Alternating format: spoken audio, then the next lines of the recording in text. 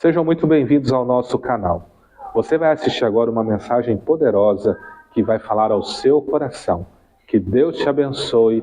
Não se esqueça, curta o nosso vídeo e compartilhe.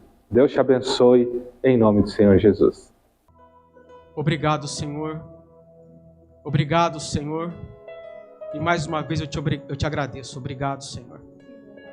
Tu és o Rei dos Reis, o Senhor dos Senhores.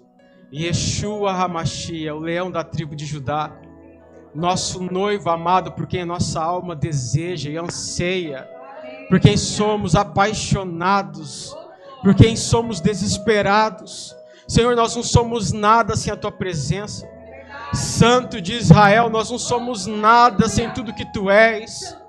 Meu amado, nós precisamos de Ti. Senhor, a tua noiva clama e deseja tudo que Tu és essa noite. A Tua noiva te deseja com coração ardente, com expectativa no Senhor e na manifestação do Teu reino. Nós te desejamos, nós te queremos, Yeshua. Nós te desejamos e nós precisamos de Ti.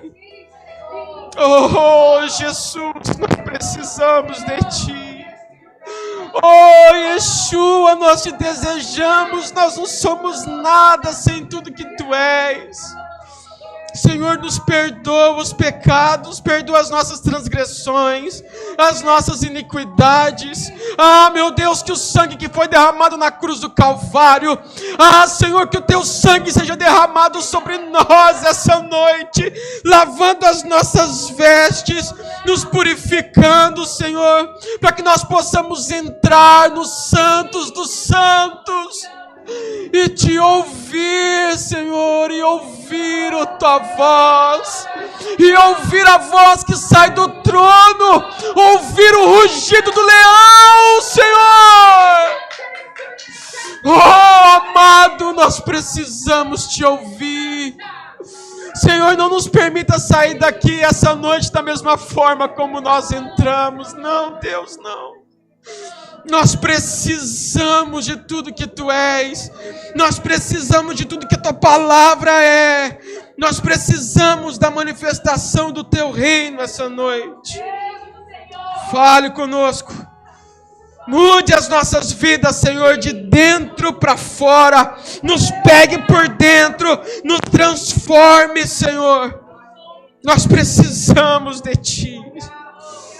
Oh, Deus, como precisamos de Ti. Nós Te amamos, Jesus. Te adoramos, Senhor. Levantamos o Teu nome mais alto. Senhor, levantamos o estandarte com Teu nome mais alto do que sobre todo nome. Te adoramos, Senhor. Te adoramos, Jesus. Te adoramos. Te adoramos, te adoramos, te adoramos, te adoramos. Aleluia. Glória a Deus. Você pode abrir comigo a sua Bíblia no livro de Lucas 24, por gentileza. Lucas 24.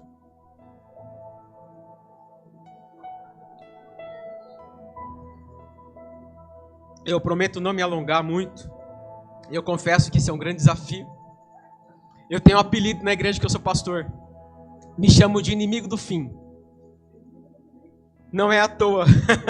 E eu espero que isso não se manifeste aqui essa noite. Você pode dizer um amém? Amém. Me acompanha o Arthur, meu cunhado, fiel escudeiro, preparado para boas obras. Prazer ter você aqui comigo, amado. Em nome de Jesus.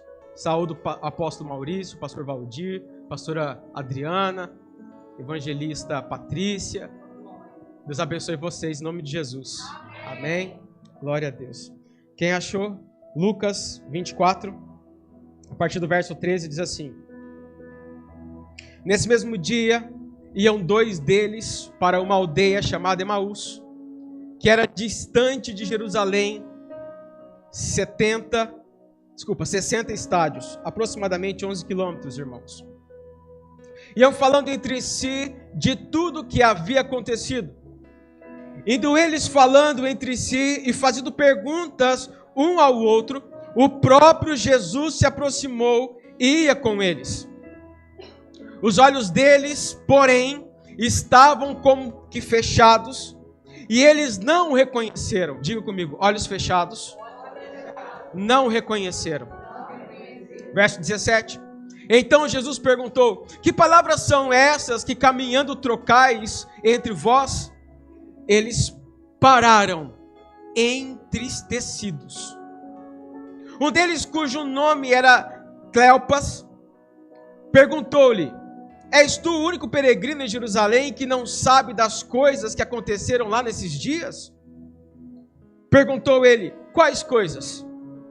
Responderam eles: as que dizem respeito a Jesus de Nazaré, que foi profeta, poderoso em obras e palavras diante de Deus e de todo o povo, e como os principais, os sacerdotes e as nossas autoridades o entregaram para ser condenado à morte e o crucificaram. Ora, nós esperávamos que fosse ele quem redimisse a Israel.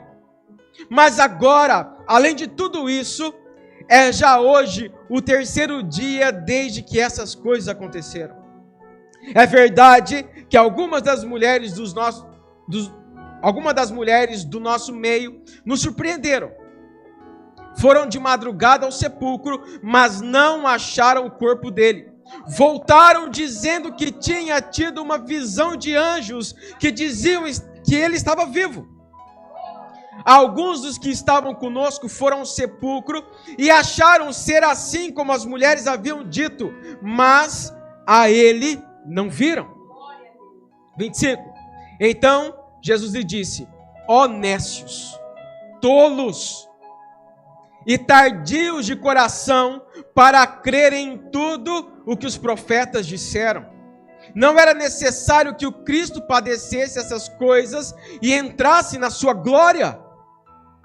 E começando por Moisés, fala comigo, em Moisés a sarça ardeu, fala.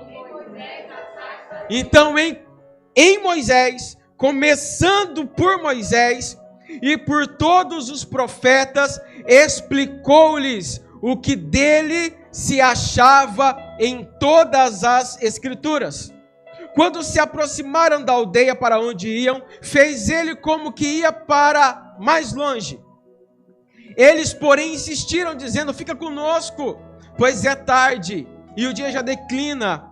Então Jesus entrou para ficar com eles. Tem jeito, irmão, quando você convida, ele fica.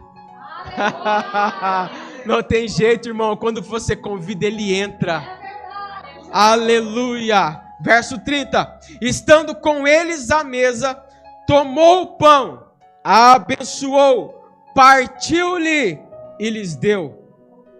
Os olhos deles se abriram e o reconheceram, mas ele desapareceu diante deles. Disseram um para o outro: não ardia em nós o coração quando pelo caminho nos falava e quando nos abria as Escrituras? Na mesma hora, levantando-se, voltaram para Jerusalém e encontraram reunidos os 11 e os que estavam com eles, os quais diziam: ressuscitou verdadeiramente. O Senhor ressuscitou e já apareceu a Sião. Então os dois contaram o que lhes acontecera no caminho e como tinham reconhecido o Senhor quando ele partiu o pão. Ainda falando estas coisas, quando Jesus se apresentou no meio dele e disse: paz seja convosco. Glória a Deus. A paz seja convosco. Sabe, irmãos, o tema dessa palavra é a revelação no caminho de Emaús. A revelação no caminho de Emaús. É engraçado esse texto porque ele é um texto muito emblemático. Todos nós, quando lemos esse texto, tiramos várias e várias lições desse texto. Muitas lições podem ser aplicadas à nossa vida, ao nosso ministério. Mas hoje, uma em particular, o Senhor me trouxe para ministrar o seu coração. Você pode dar uma glória a Deus por isso? Olha só que interessante. Não é segredo para ninguém que o desejo dos discípulos era que Jesus fosse o Messias, que libertasse Israel do jugo de Roma. Não é segredo para ninguém que existia uma expectativa de que Jesus fosse aquele Messias que remisse Israel do governo de Roma e levantasse a nação de Israel como líder do mundo. Isso era latente no coração dos discípulos. Mas não era só de um discípulo ou de outro discípulo, todos os israelitas esperavam um rei revolucionário que se levantasse como um líder bélico, um líder de exércitos, na medida de Davi, na medida de Saul, na medida de Josué, e que liderasse o exército de Deus contra Roma, e levantasse politicamente, belicamente, economicamente, a nação de Israel para ser líder do mundo. Todo Israel esperava este Messias.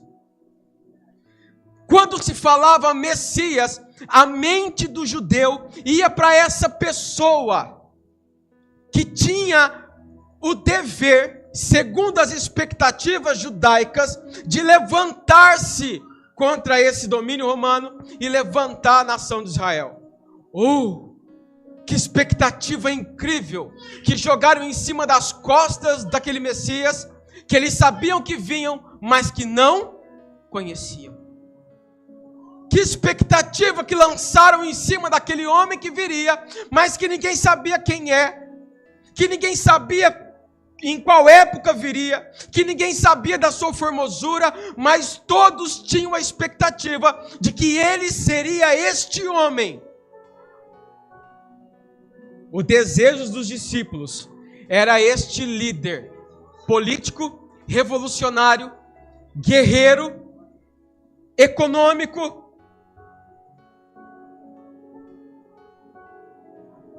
O orgulho judeu, o orgulho do povo judeu estava ferido. Você nunca perdeu uma guerra. Fala amém. Amém. E você nunca vai perder. Amém. Se você se posicionar, se a sua posição em Deus for inabalável, não tem inferno que resiste a você. Você precisa ficar firme. Não importa a situação que você está passando, você precisa ficar firme, se posicionar, porque não há inferno que se levante para continuar em pé. Todo demônio que se levanta, toda ação das trevas que se levanta para cair, irmão. Mas os judeus tinham perdido uma guerra, recentemente. A guerra que os judeus tinham perdido era a guerra para o domínio romano. Os romanos tinham conquistado Jerusalém, tinham conquistado Israel, dividiram Israel em várias províncias e dividiram várias províncias para vários governadores romanos. De Israel, o que foi autorizado foi comércio, fala comigo, comércio e cultura. Não existia nada além do que a cultura israelita e o comércio israelita. Mas isso não é porque os romanos eram bonzinhos. Isso é porque era uma tática romana de conquista. Quando os romanos dominavam uma nação, eles não impediam que aquela nação continuasse sendo culturalmente a nação. Eles instituíam o poder político e bélico. Mas a nação continuava falando a mesma língua, continuava tendo as mesmas festas religiosas, continuava tendo as mesmas faculdades, a mesma coisa. Roma só instituía novos governantes e constituía o exército romano. Entenderam? Amém? Amém. Esse era o modelo de governo romano. E não foi diferente com Israel. Agora, Israel com orgulho ferido, cheio de expectativa para que Deus levantasse um homem que pudesse livrar Israel do domínio romano, eles então encontram Jesus. Um homem que sai de Nazaré, lá dos Cafundó da Galileia. de trás do mar da Galileia, a cidadezinha de Nazaré, de onde Jesus saiu e viveu em Cafarnaum por anos. A maior parte da vida de Jesus foi em Cafarnaum. E ele vem pregando um reino. Ele vem pregando um reino. Ele vem pregando um reino de um rei que ninguém conhecia. Ele vem pregando um reino, e ele dizia assim: o reino de Deus é semelhante a. E as pessoas ficavam maravilhadas com aquilo e diziam: como assim? Que reino é esse? Que rei é esse? E os discípulos, com orgulho ferido, olharam para Jesus e começaram a ver Jesus pregando este reino e fazendo milagres e demonstrando a autoridade deste reino. Os discípulos creram. Os discípulos creram. Presta atenção em que os discípulos creram no poder da autoridade do reino. Foi nisso que os discípulos creram, no poder da autoridade do reino que estava sendo pregado. Sabe quando os discípulos realmente entregaram a sua vida e entenderam que Jesus era aquele Messias que tinha sido prometido? Quando Pedro olha para Jesus e diz: tu és o Cristo, o Filho do Deus vivo. Naquele dia eles entenderam que não se tratava deste rei que se levantaria para destruir Roma e para levantar o exército de Israel. Se tratava de um Messias que vinha pregar um reino que eles não conheciam, de um jeito que eles não sabiam, e prometeu algo para eles que eles não faziam ideia do que era. Será que você iria? Será que você largaria tudo para seguir? Contra todas as suas expectativas? O orgulho do judeu estava ferido. Eles precisavam deste rei para se levantar como nação. Esse sentimento de que queremos um rei político para destituir Roma era latente. É por isso que quando as pessoas olhavam para Jesus curando o enfermo, eles olhavam e diziam: tudo bem, ele é um profeta. Ele faz grandes maravilhas, mas ele não é o Messias. Não é aquele que a gente espera. Cadê o exército dele? Quem são os comandantes do exército dele? Cadê a revolução? Quando eles olhavam para Jesus fazendo os milagres, ele falava: temos um profeta em Israel. Eles lembravam dos 400 anos que Deus não falava na sinagoga. E eles disseram: Deus lembrou de nós e nos enviou um profeta para essa casa. Todos esperavam o Messias. Eles só não esperavam um Messias sofredor. Eles não esperavam um Messias que vinha para libertar sim o povo, mas não de Roma, do pecado. Ele não veio para libertar o povo de Roma, ele veio para libertar o povo do pecado. Certa vez Nicodemos, e aqui eu conjecturo comigo mesmo, conversando com Jesus, ele pergunta para Jesus: do que se trata tudo isso? Cadê seu exército? E Jesus olha para Nicodemos e fala assim: você entendeu errado. Eu vim para salvar o meu povo de viver uma eternidade longe do meu Pai. Glória a Deus! Aleluia! Então eu imagino que agora os discípulos, mesmo depois de entendendo, quando eu falo discípulos eu falo dos 12, amém? Mas andava com Jesus cerca de 80 pessoas próximos. Amém, irmãos? Amém. Então, quando esses 80, que são 70, mais os 12, olham para a crucificação e veem Jesus morto na cruz, o que eles acreditam? O sonho acabou. O nosso Messias morreu. Deixa eu dizer uma coisa para você. Talvez você não sabe, mas se levantavam em Israel revolucionários a cada década. A cada década, um revolucionário se levantava para tentar libertar Israel dos romanos. Eles olharam para Jesus na cruz e falaram: Jesus foi só mais um daqueles revolucionários. Perdemos nosso tempo, investimos nosso dinheiro, lançamos sobre ele todas as nossas expectativas, queríamos ver o exército sendo levantado e Roma caindo, mas o nosso Cristo agora está morto numa cruz. Você consegue imaginar, olha aqui para mim, você consegue imaginar tamanha frustração desses homens?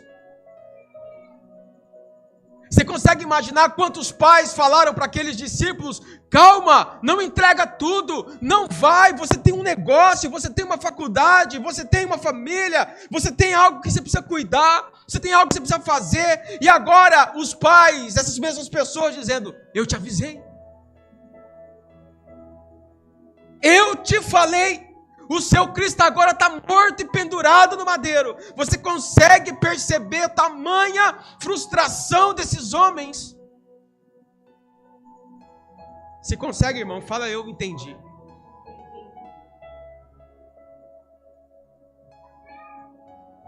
Então escute o que Deus tem para falar para você essa noite. O caminho de Emaús representa as nossas vidas. O caminho de Emaús representa a sua vida nessa noite. Os homens saíram de Jerusalém num domingo, provavelmente domingo depois do meio-dia. Eram 11 quilômetros, eram aproximadamente 4 horas de viagem a pé. De Jerusalém até Emaús, dão 11 quilômetros aproximadamente. Nessa caminhada, eles estavam conversando entre eles, se indagando e se perguntando: como assim? O nosso Messias morreu na cruz. Você consegue imaginar o quanto um estava expressando a sua frustração para o outro? Dizendo: olha só, o tanto que nós investimos o nosso tempo, o tanto que nós investimos a nossa vida, o que vão falar de nós agora? Os discípulos do crucificado, eles estavam gesticulando e dizendo: como foi possível acreditarmos nesse revolucionário que não fez nada por nós?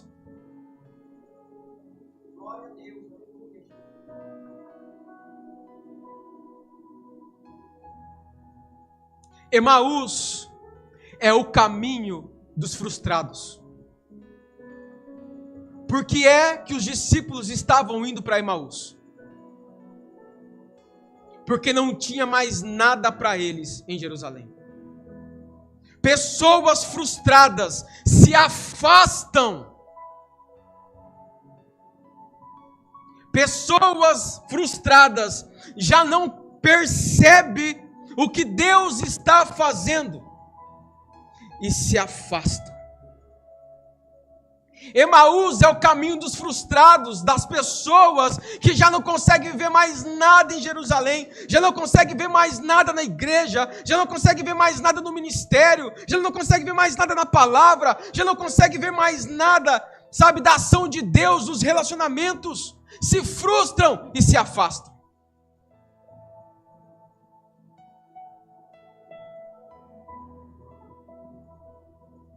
Os discípulos estavam completamente frustrados. Ouso dizer, amargurados. Coração amargurado é o coração que se afasta.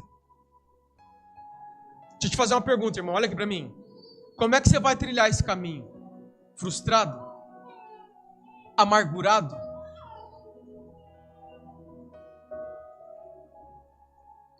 A frustração dos discípulos era compreensível. Não é compreensível? Você não entendeu? Você entendeu, irmãos? Você entendeu porque eles estavam frustrados? Escute. Eles estavam frustrados. É compreensível, não é? É compreensível, mas não é legítimo.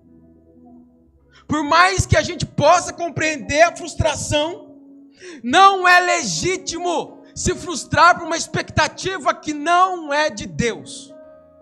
Eles se frustraram porque lançaram em cima de Jesus uma expectativa que Jesus não tinha a obrigação de resolver.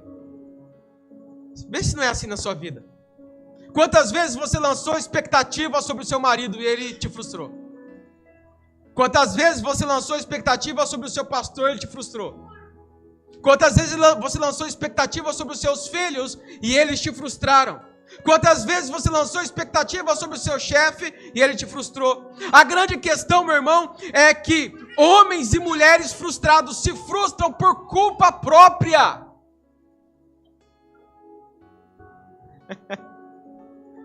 Você e eu nos frustramos porque a gente não entendeu nada sobre o Evangelho ainda.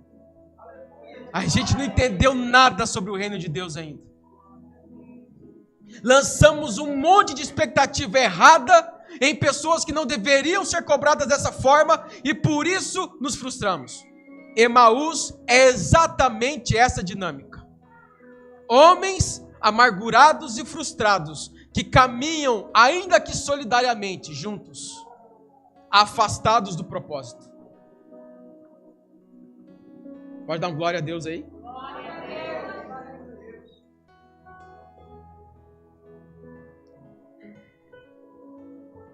O que frustrou você? O que foi que te frustrou? O que foi que deixou seu coração amargurado, ferido? O que foi que deixou seu coração longe do propósito? O que foi que você se decepcionou?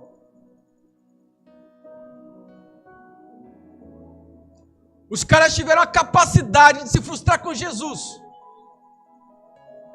Eles se frustraram com Cristo. Eles não se frustraram com o pastor.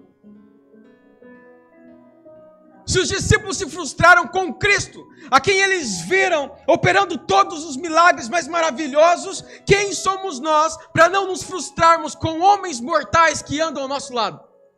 A grande questão, meu irmão, não é se frustrar apenas, é continuar pelo caminho frustrados. Continuar pelo caminho amargurado, triste, decepcionado. Às vezes foi seu pai, sua mãe, seu marido, sua família. Talvez foi a igreja que te frustrou. Talvez foi o pastor. Eu costumo falar o seguinte, irmão, pastor, ele tem que ser doutor em frustrar as pessoas. Isso é uma obrigação do pastor, você sabia disso? Fala amém, pastor. Você precisa ser treinado em frustrar as pessoas. Sabe por quê? Derrubam um caminhão de expectativa em cima de você. Quem diz que você é obrigado a resolver toda a expectativa das pessoas? Frustre elas. Sabe por quê, irmão? Deixa eu te falar uma coisa, presta atenção. Pastor não é super-herói. Nem Jesus é super-herói. Jesus é o rei dos reis. Ele não é um Superman que veio para resolver a vida de todo mundo. Não, irmão. Nada disso. Nada disso. E deixa eu te falar uma coisa. A frustração é importante para crescer.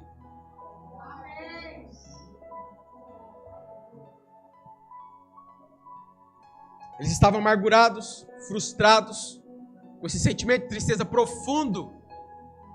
Olha o que eles dizem no verso 21. Ora, nós esperávamos que fosse Ele quem redimisse a Israel. Ah, como eu queria que fosse Ele, aquele Cristo que a gente esperava. Ah, como eu queria que fosse Ele que se assentasse no trono. Ah, como eu queria que fosse Ele. Eles estavam certo, mas fora do tempo. Deixa eu te dizer uma coisa, vou parar um segundinho, fazer um parênteses. Sabe o que acontece? Esses discípulos eram bons judeus. Fala comigo, eles eram bons judeus. Olha, quando Jesus olha para Natanael, ele fala assim: aqui está um bom judeu. Eles eram bons judeus, eles conheciam todas as escrituras. Eles conheciam quem era Moisés, quem era Noé, quem era Abraão. Eles conheciam a Torá, irmãos, eles estudavam a Torá, eles sabiam quem era, eles conheciam o Talit. Eles sabiam da simbologia do Talit. Eles conheciam, eles eram excelentes judeus. E é esse o grande problema hoje. Nós somos excelentes evangélicos. Cumprimos todos os rituais. Não faltamos culto, damos dízimo, oferta. A gente vem da Santa Ceia. A gente vem nos cultos. Somos excelentes evangélicos. Porém, somos péssimos filhos. Cumprimos ritualisticamente tudo. Somos excelentes. Precisou de ajuda? Tô lá. Mas somos péssimos filhos, porque a gente não tem intimidade com Deus. E quando a gente não tem intimidade com Deus, a gente fica longe da revelação. O reino de Deus, irmãos, se move por revelação. Olha o que o Senhor disse: bem-aventurado és tu, Pedro, filho de Jonas, que não foi carne ou sangue quem te revelou, senão o meu Pai que está nos céus. A revelação, meu irmão, é ela que te posiciona no reino. Acontece que o grande inimigo da revelação é a religiosidade. Ser um bom evangélico não significa ter revelação de quem é Jesus, do rei que ele é, do Senhor que ele é e do que ele fez para salvar a sua vida. Bons evangélicos não reinam.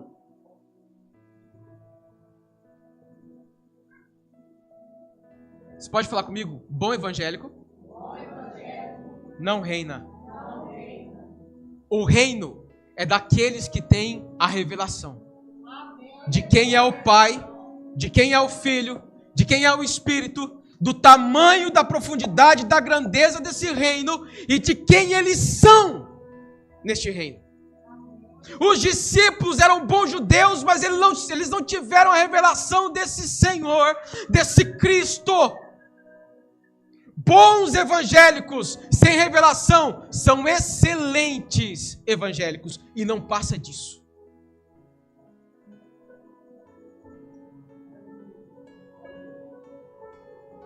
Deus não nos chamou para sermos excelentes evangélicos. Deus nos chamou para sermos filhos íntimos. Filhos que quando falam, o céu se move e a terra treme. Bons evangélicos fazem barulho. Filhos íntimos movem céu e terra, céu e terra. Até quando, irmão, você vai caminhar nesse caminho de Emaús? Religioso, sem revelação de Cristo e frustrado. Pergunta para o seu irmão, pergunta para ele: até quando?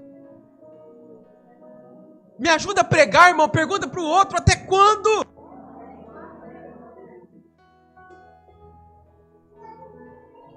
Olha para mim. Deixa eu te falar. Você sabia que a maior... Isso aqui é para os pastores, hein? Pastores e líderes, presta atenção. A maior característica de um frustrado é que ele se afasta. Quanto mais frustrado, mais ele... Pergunta por quê? Não, de verdade, irmão. Pergunta por quê? Porque se afastar é o seu modo de proteção. Me afasto para me proteger, para não ser frustrado de novo. Me afasto para me proteger, para não ser frustrado de novo.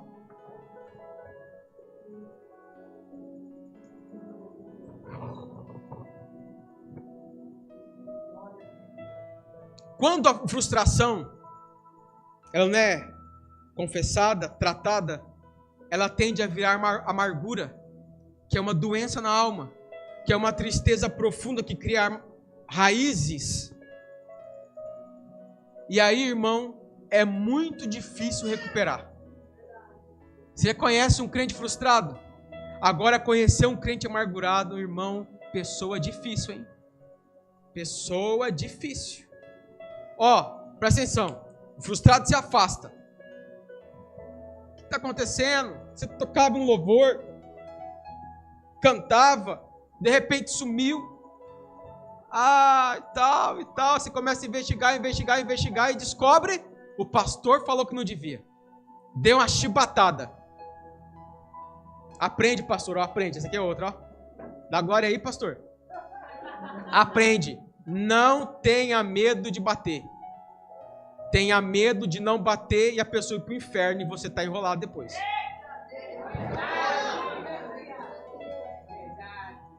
Tenha medo, irmão. Você vê a pessoa errando e não fala nada com medo da pessoa se frustrar com você.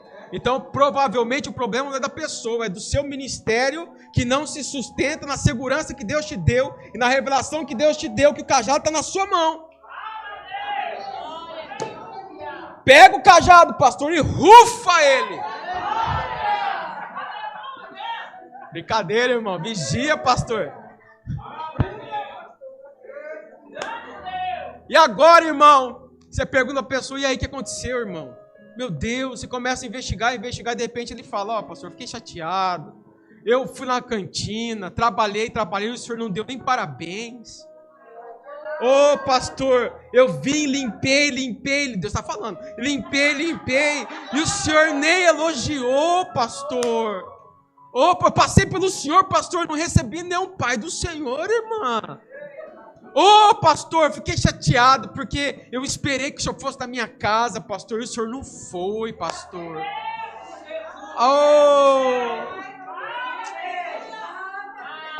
Pastor, fiquei tão chateado contigo, pastor. Eu estava no caminho de Emaús mesmo, pastor. Estava feio, meu coração estava ardendo. Ai, pastor.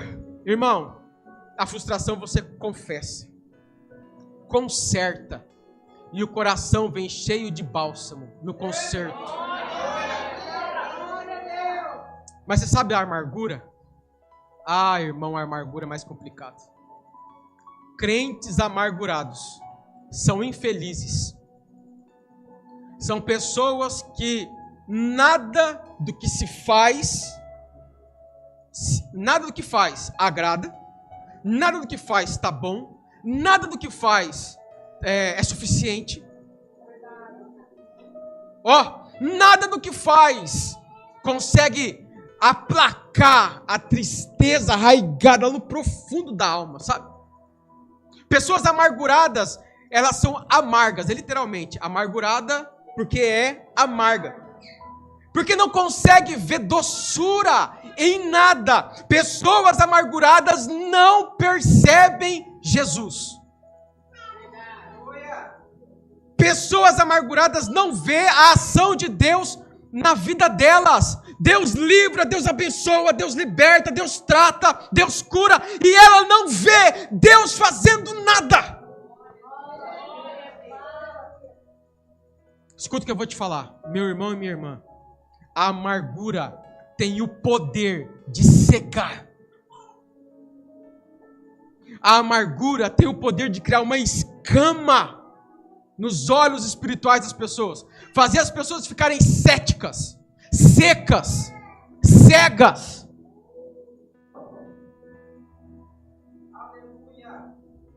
A pessoa não reconhece que é Deus que está fazendo.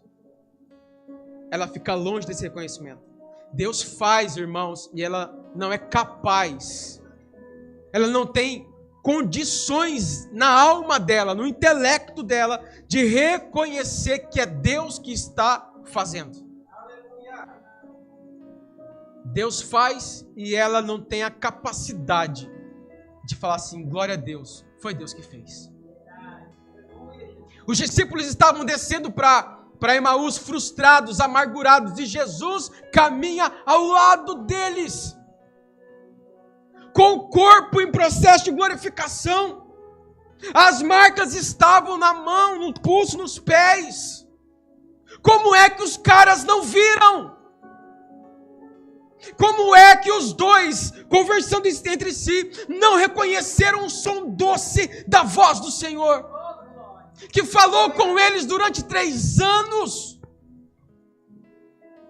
Sabe por quê? Porque a amargura tem esse poder de fazer com que os seus olhos se fechem para a ação de Deus na sua vida.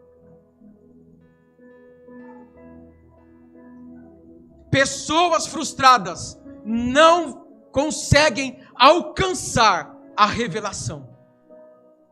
Pessoas amarguradas não conseguem alcançar a revelação. Pessoas amarguradas não sentem a presença de Deus. Se tornam excelentes evangélicos que não sentem Deus.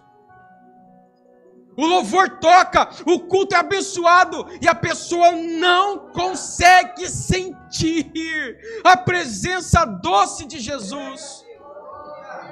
Porque a amargura é muito maior na alma dela, tem muito mais potência na alma dela do que a presença do Senhor.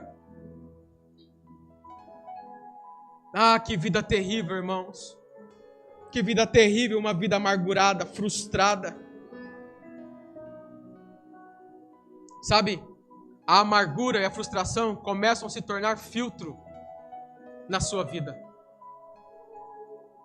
A amargura, a frustração começam a se tornar filtro na sua vida. Começam a filtrar as pessoas, começam a filtrar a palavra, começam a filtrar a igreja, começam a filtrar as coisas que Deus está fazendo na sua vida e você para de entender, compreender, ver e escutar e experimentar Deus todos os dias da sua vida.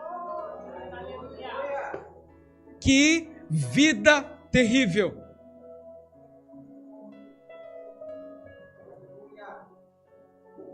Olha, eles olham para Jesus, eles param. Fala comigo, eles pararam. Fala, eles pararam. Sabe o que isso significa? Eles interromperam o que eles estavam fazendo. Quantas vezes você parou para dar atenção para alguém que você não conhecia? Foi isso que eles fizeram. Pararam. Eles pararam no caminho. Pararam a vida deles. Pararam o que eles estavam fazendo para dar atenção para alguém que eles chamaram de andarilho. Mas era o Rei dos Reis que estavam com eles. E eles não reconheceram. Tamanha frustração. Mas eles continuavam sendo discípulos, bons evangélicos, e estavam no caminho. Posso falar? Posso falar, apóstolo? Eles continuavam sendo da IBCC Brasil. Vinham em todos os cultos. Eram dizimistas e ofertantes. Trabalhavam na cantina, na limpeza, na diaconia. Irmãos, não foi essa a vida que Deus te chamou para viver. A vida no Evangelho, irmãos, a vida no Evangelho, a vida no reino, ela depende da sua intimidade com Deus e da revelação que você alcança nele. Você vive pela revelação que você tem de Jesus. Se você não alcançou a revelação, então você vai viver pela revelação que outro teve sobre Jesus. Ah, irmão, não aceito isso não. Olha aqui para mim, ó. O véu não rasgou de alto a baixo? O véu não rasgou de alto a baixo? Então a porta está aberta para todo mundo, irmão. Todo mundo. Eu vou dizer o seguinte: a revelação é uma grandeza que não é uma bola de fogo que cai na cabeça de uma pessoa só. Pode falar amém por isso? Amém? Deus entrega a revelação, sabe, para o corpo de Cristo. Quem aqui é corpo? Quem aqui é corpo, irmão? Fala, eu sou corpo. Deus derrama uma parte da revelação para você. Deus derrama uma parte da revelação para os irmãos que estão congregados ali. Deus revela uma parte da revelação para os irmãos que estão congregados ali. Deus se revela para o corpo, Ele não se revela para um profeta, nem para um apóstolo, nem para um pastor. A revelação está disponível para todos. Porque é então que eu vou viver triste, amargurado, frustrado, e na revelação que outro teve sobre Jesus, eu quero ter a minha. Eu quero entrar pela porta. Eu quero ver os portões celestiais abertos. Levantai, ó vós, as portas. Levantai-vos, ó portais eternos. Sabe, irmãos, o caminho está aberto. Sabe, o véu se rasgou de alto a baixo. Irmão, Emaús significa o lugar da revelação. O caminho, o lugar dos frustrados. Deixa eu te falar uma coisa. No caminho você vai se frustrar muitas vezes. A grande diferença é se você vai permitir viver dessa forma. É natural que a gente se frustre. Ninguém é homem de ferro, irmão. Posso ouvir um amém? Amém. Ninguém tem um coração de ferro, a gente vai se frustrar. A gente vai ficar triste, amargurado não, amém? Mas triste, machucado, com o coração ferido.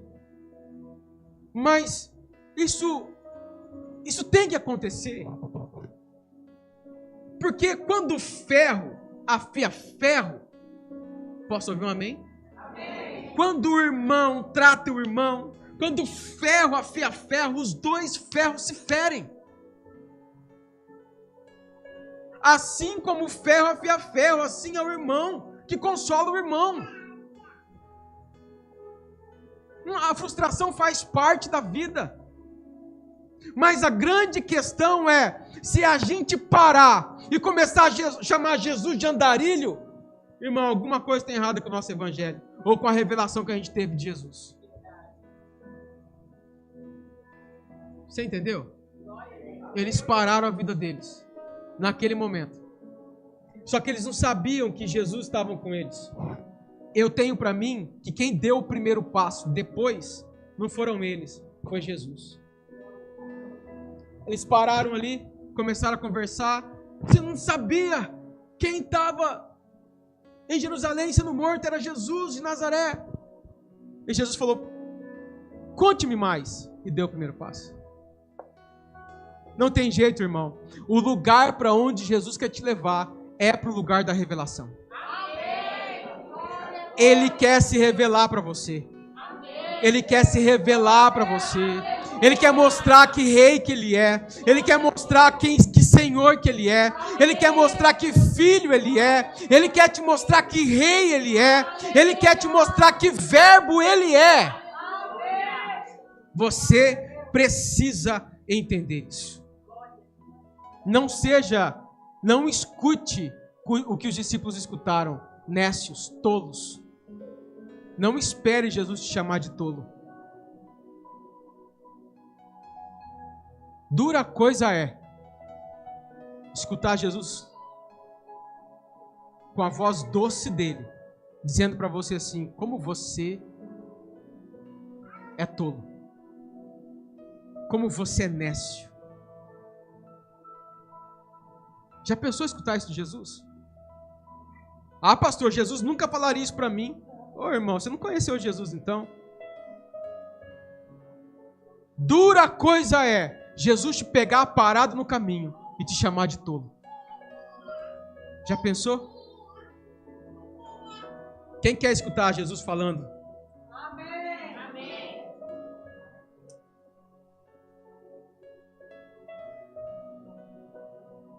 Eu imagino Jesus olhando para eles e falando assim, me conte mais. Eles terminaram de falar, Jesus dizendo assim, vou contar uma história para vocês. Lembra de Moisés? Lembra de Moisés? Moisés estava no deserto e viu a sarça arder. E a sarça ardia em uma chama que não a consumia. Aquela chama era eu. Aquela chama era eu. Eu imagino ele falando assim, sabe a sarça que não se consumia? Era o seu coração. Eu estou queimando o seu coração com tudo que eu sou. E os discípulos olhavam para o outro sem entender esse negócio. E que Jesus continuava caminhando e falando sobre os profetas, sobre os doutrinadores, e explicando na Torá quem era a profecia, o que era a profecia e como ele respondeu à profecia. Até que eles chegaram no lugar da revelação. Jesus esperto. Jesus é um homem maravilhoso. Posso dizer amém? Amém. Jesus é um homem maravilhoso. Ele foi enchendo o coração deles. Ele foi, e é assim, irmão, é assim no caminho. Por mais frustrado que você esteja, ele vai enchendo seu coração. Ele coloca pessoas do seu lado. Não desanima não, vamos, fé, força. Não desanima. Aí você está todo frustrado, solteiro, todo esbagaçado, e ele vai e coloca uma mulher de Deus do seu lado, lá, baixúria. E aí, irmão, levanta. É uma mulher de fé e ela te levanta. E você, irmã, vivendo no seu caminho, jovem lá, toda, sabe, frustrada, abandonada, se sentindo que ninguém ama. E Deus traz um varão de Deus cheio de poder e glória para o seu lado. E aí ele te pega no braço, vamos descer junto. E aí vai aquela coisa, os dois juntos. Deus coloca pessoas que estão indo para o mesmo lugar para andarem juntos. E aí, meu irmão, Jesus começa a encher o coração deles, e fala assim: chegamos em Emaús, lugar da revelação, mas eu vou para ali, tá? Aí eles com o coração cheio: não, peraí, não vai, a noite já chegou, o dia já declina, senta com a gente. Senta com a gente, nós queremos te ouvir mais, nós queremos ter mais acesso à revelação de quem você é. Senta e fala comigo. Ah, irmãos, e aí o rei entra na casa. Quando você convida ele para entrar, ele entra. Não importa se você estiver frustrado, se você abrir o teu coração, ele entra. Amém. Olha só, Apocalipse 3:10, ele diz assim: eis que estou à porta e bato. Se alguém ouvir a minha voz, abrir a porta, eu entrarei na casa, cearei com ele e ele comigo. Pode dar glória a Deus por isso? Deixa eu só te falar uma coisa. Você sabia que para quem Jesus disse isso não foi para o ímpio? Você sabia que para quem Jesus disse isso foi para a igreja?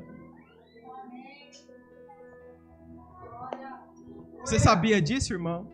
Quando a gente vai fazer apelo, e eu acho isso lindo, os crentes evangélicos. Eles são pessoas maravilhosas. Só lhes falta a revelação. Meu Deus, carta à igreja da Filadélfia. Eis que estou à porta e bato. Jesus está falando para a igreja. Por que Jesus está dizendo para a igreja: estou à porta? Porque ele sabe que tem muitos que estão no caminho frustrados, com o coração fechado, amargurados e tristes. Porque ele sabe que muitos de nós nos frustramos com as circunstâncias da religião, com as circunstâncias da vida. A gente se entristece, se amargura, e ele está na porta batendo. Não se esqueça que eu sou o seu Senhor. Não se esqueça que eu sou o seu Senhor. E a promessa é que quando você abrir a porta, ele vai entrar na casa e ceiar com você, e você vai ceiar com ele. Não feche o seu coração, convida ele para entrar em casa, irmão. Convida ele para entrar em casa. Ele vai sentar à mesa com você.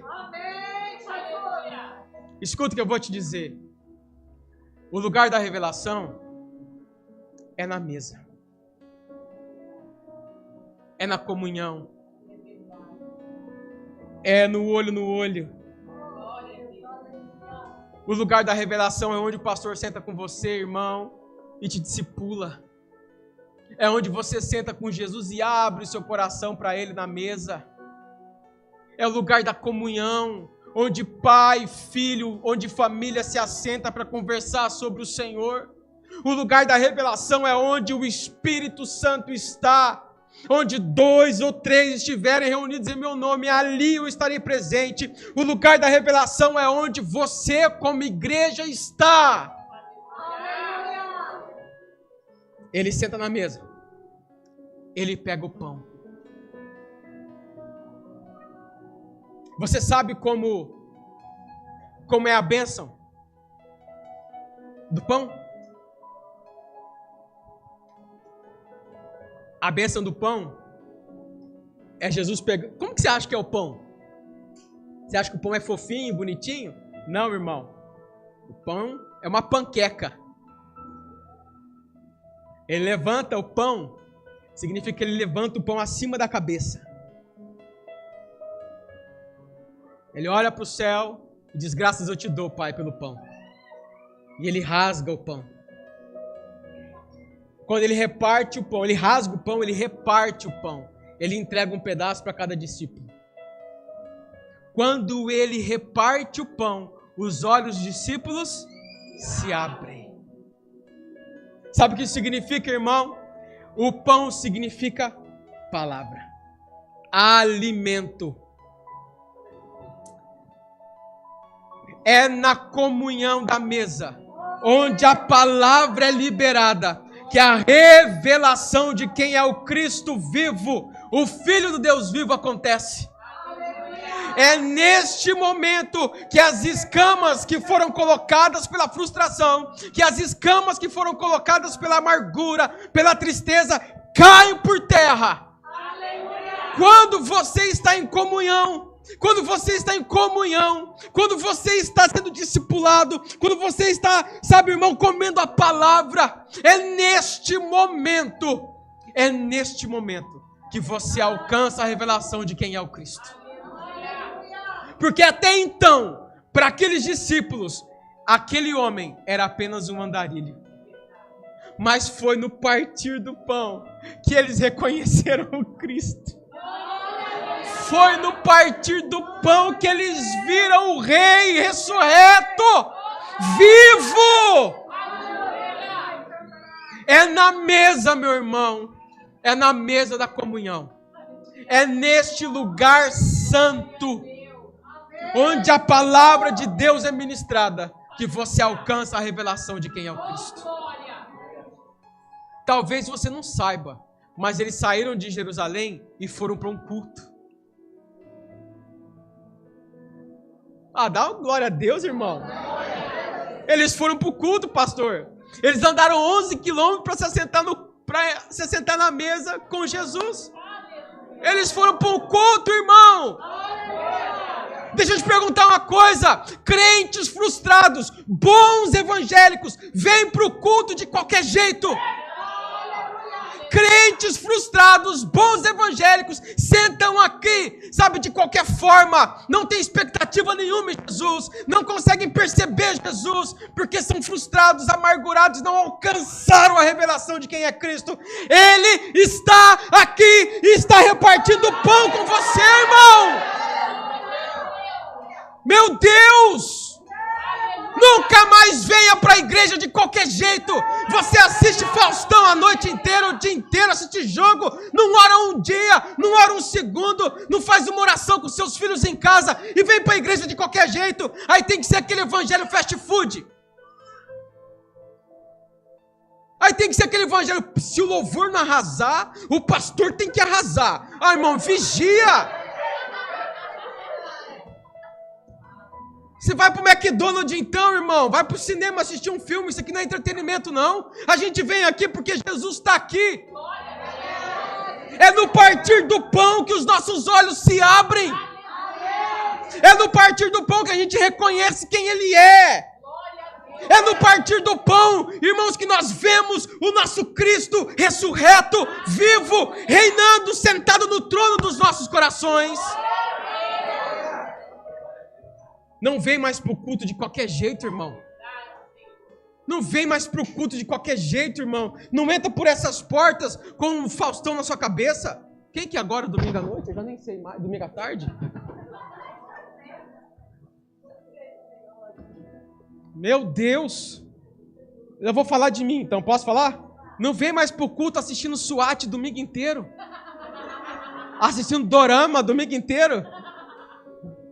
Netflix o dia inteiro. Ah, irmão, vigia, não faz isso com você não, irmão. Sabe por quê? Mais um culto frustrado. Mais um culto frustrante.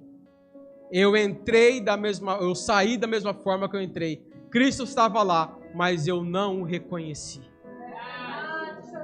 Eu não o percebi. Eu não o experimentei.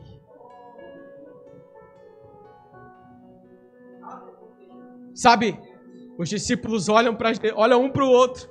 Depois que Jesus desaparece, eu imagino que Cleopas botou a mão na cabeça e falou assim: ai, quando ele falou de Moisés,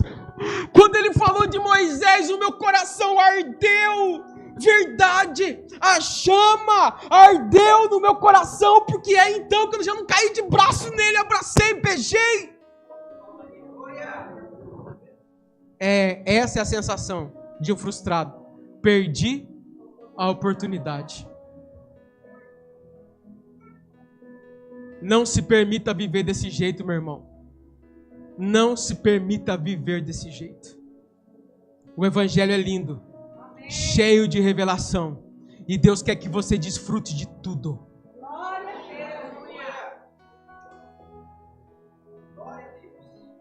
Agora com o coração cheio de esperança, porque eles viram Jesus vivo, ressurreto.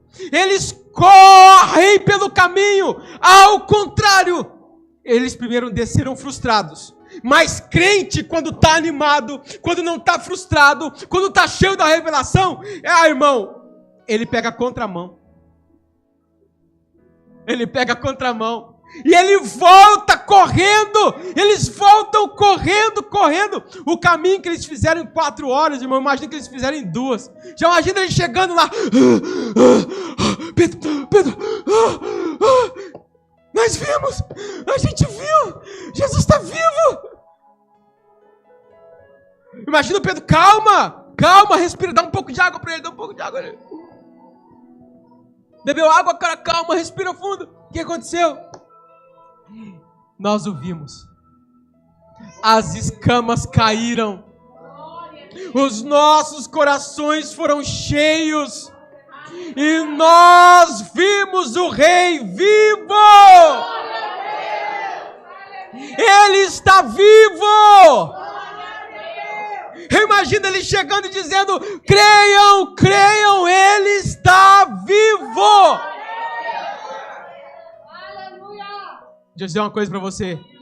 Presta atenção que eu vou te dizer. Escute. Jesus nunca decepciona um crente que viu ele vivo. Jesus nunca decepciona a revelação que ele te deu sobre ele mesmo. Jesus vai honrar toda a revelação que você alcançou dele. As pessoas não vão te chamar de louco pelo que você viu. As pessoas não vão te chamar de doido pelo que você alcançou dele. Sabe por quê? Na hora que eles começarem a falar, será? Ele vai dizer, a paz seja convosco. Ele vai se revelar. E toda a revelação que ele te deu vai se manifestar.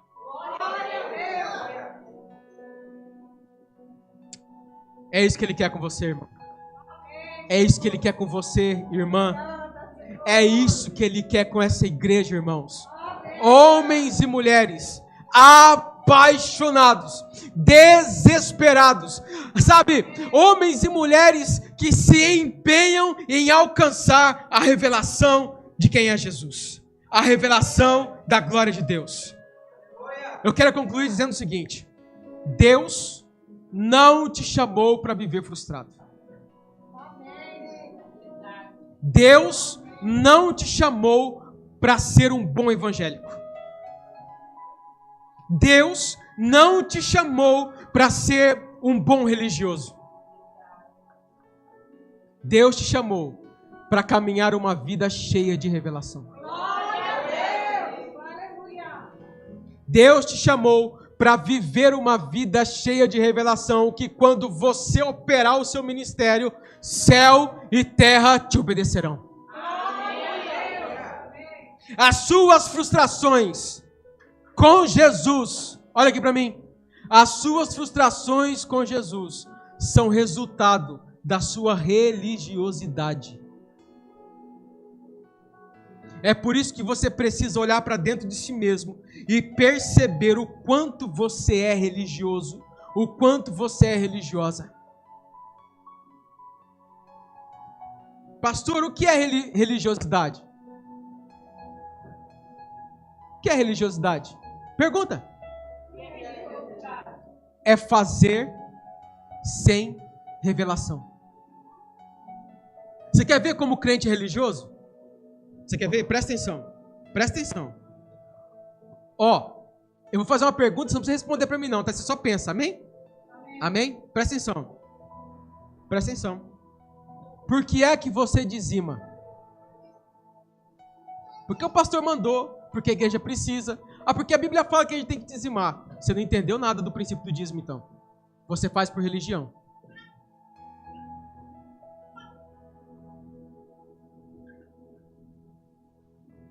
Por que é que eu tenho que ofertar? Ah, porque a igreja precisa pagar água, luz, aluguel, telefone. Você não entendeu nada sobre oferta. Você faz por religião.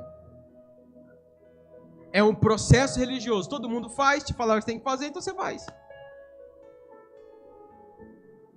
Por que é que eu tenho que falar a verdade? Ué, porque mentira é falta de caráter. Você não entendeu nada sobre o Deus que você segue. Sobre Deus que é seu pai. Porque ele disse, eu sou o caminho. Por que você não pode mentir? Porque se você mente, você não tem parte com a verdade. Ele é a verdade. Cadê os mentirosos? Você percebe como nossa vida é regada por religiosidade? Quando você faz sem a revelação, sem o entendimento, sem a compreensão, sem a razão bíblica disso, você faz por pura religiosidade. Deus não te chamou para viver assim. Deus te chamou para viver uma vida cheia de revelações. Amém? Suas decepções e suas amarguras denunciam o quanto você precisa conhecer mais Jesus. Pastor, você não sabe o que meu marido me fez. E ele disse, vocês se separam porque o coração de vocês são duro. Você não sabe, pastor, o que meu pai fez. Eu não sei, irmão. A única coisa que eu sei é, se confessardes os vossos pecados uns aos outros, Ele é fiel e justo para vos perdoar.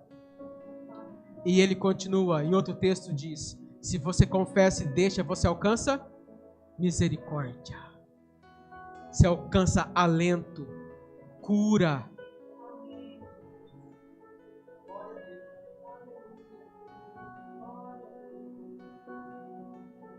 Sabe o que eu vejo? É que Jesus quer repartir o pão com você todos os dias.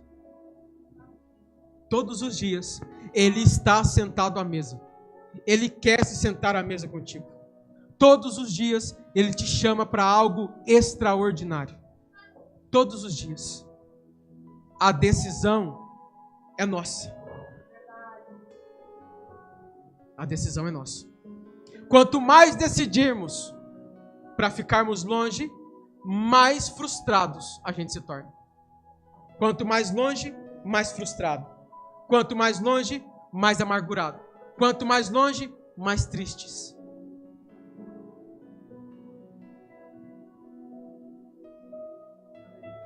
Deixa eu te falar uma coisa. E aí, para mim encerrar, presta atenção. Eu não sei como você está descendo o caminho. Eu não sei como está a sua vida no caminho. A única coisa que eu sei é que você não pode mais confundir Jesus com mandarim. A única coisa que eu sei é que você não pode mais confundir Jesus com andarilho. Você precisa perceber o seu coração ardendo. Você precisa perceber o seu coração ardendo. Você precisa compreender e entender e sentir o doce som da voz do Senhor. Você precisa segui-lo no caminho, permitindo que ele te revele as Escrituras e te faça crescer em paixão e te faça crescer, irmão, em intimidade com ele. Quero te convidar a ficar em pé.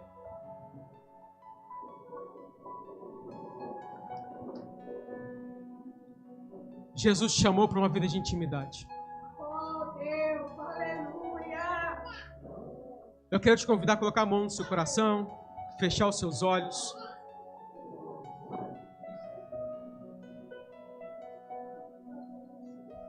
Eu quero te convidar a fazer uma reflexão de como está a sua vida no caminho.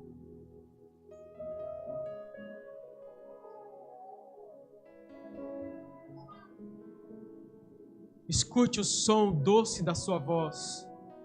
Da voz do Senhor dizendo: "Ô filha amada, ô filho amado,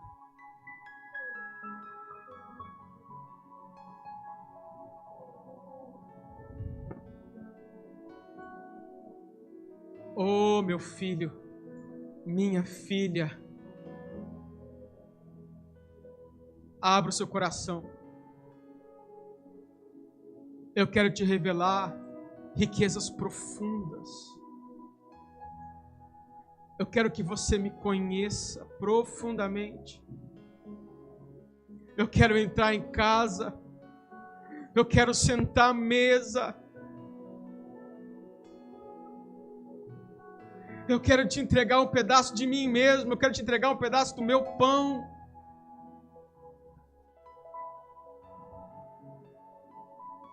Minha filha, meu filho, você precisa liberar essa frustração.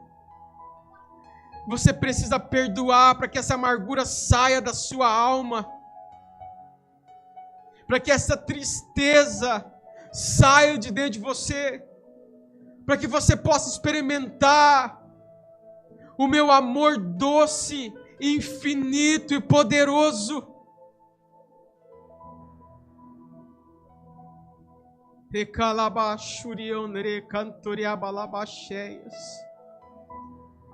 Oh Espírito Santo, oh Espírito Santo, teremante o chorea narabachuyas, alarere andore calabashere cantoria narabas.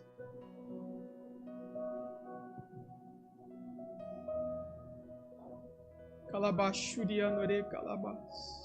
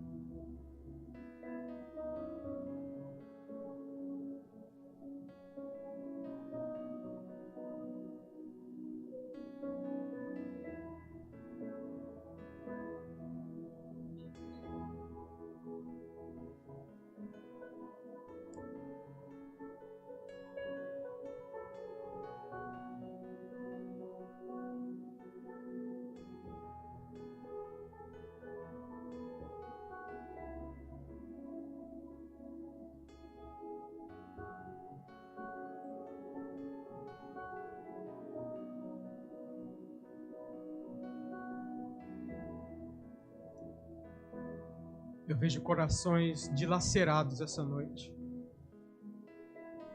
sendo reconstruídos.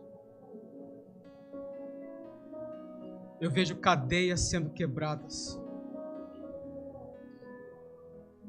Eu vejo Deus arrancando uma tristeza profunda do coração de uma mulher.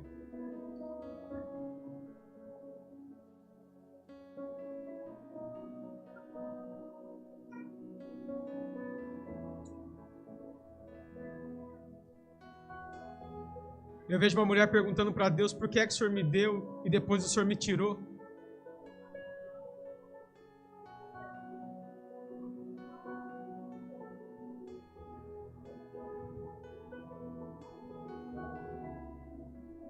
Meu Deus.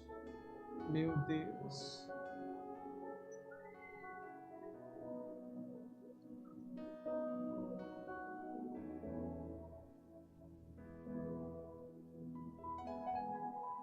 Meu Deus.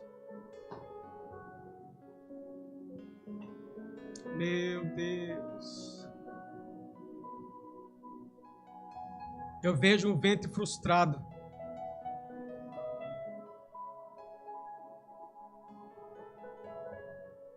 E uma mulher chorando muito.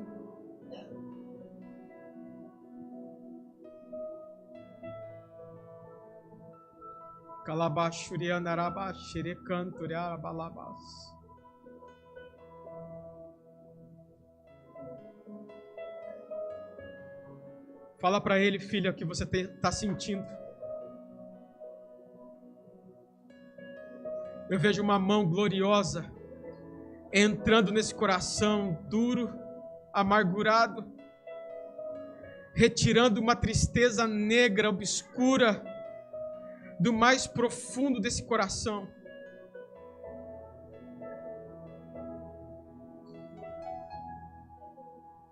Calabacho e anarás. Eu vejo uma aliança que foi quebrada no casamento.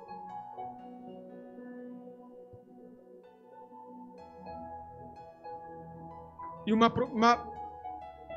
frustração profunda, uma amargura depressiva.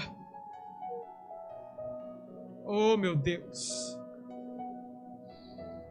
Oh, meu Deus.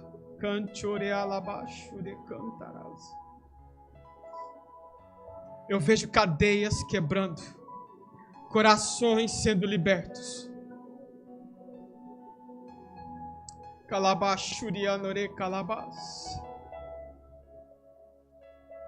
Ele está em casa.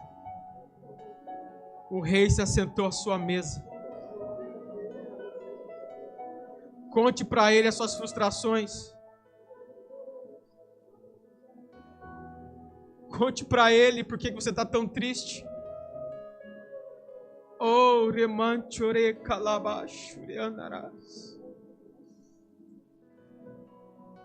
Santo, santo, santo, santo de Israel. Eu vejo um homem que se preparou para um futuro e sonhou com o futuro, mas quando ele pensou que fosse a vez dele, ele não viu entrando pelo futuro que ele imaginou, que ele sonhou, que ele plantou. Irmão, conte para ele a sua frustração. Calabashurianure, calabashurianure, calabashura cantará. Calabashure canture alabalaba. Oh, Espírito Santo. Oh, Espírito de vida. Senhor, traz cura. Vem com o teu bálsamo. Vem, Senhor, com o teu bálsamo de vida.